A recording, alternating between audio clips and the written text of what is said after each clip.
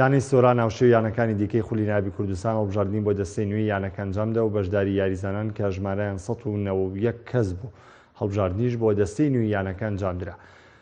لە هەڵبژاردنەکە کە 13 کەس خۆیان پاڵاوتوو بوو 5 کەس زۆرگەندامی سەرەکی هەڵبژێران. یانێوەشی سۆران لە ئێسادا لە یاری تۆپ پێ لە خولی یارپلە نایابەکانی کوردستاندا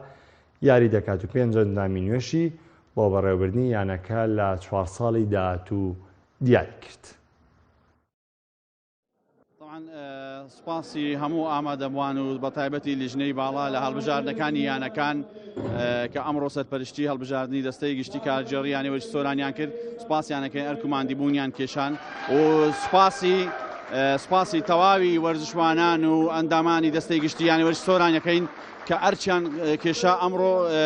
هاتن بەشداریان کرد لەو پرۆسەیە کە پرۆسەیەکی زۆر شەفاف و زۆر عادیلانە بوو لە نێوان تەواوی ئەندامانی دەستەی گشتی کارجێڕیانەوەی سۆران کە دەستەیەکی دیکەی نوێیان هەڵبژاردەوە بۆ خزمەتکردنی بزاپی وەرزش بە شێوەیەکی گشتی لە سۆران و تەواوی ئیدارەی سۆران کە بتوانین یانەوەی سۆران بە تایبەتی لە خولی نایابی کوردستان کە تەکانێکی پێ بدەین و بەرەپێش بدەین و بەردەوام بێ لەسەر ئەو ڕیتمەی کە هەیەی.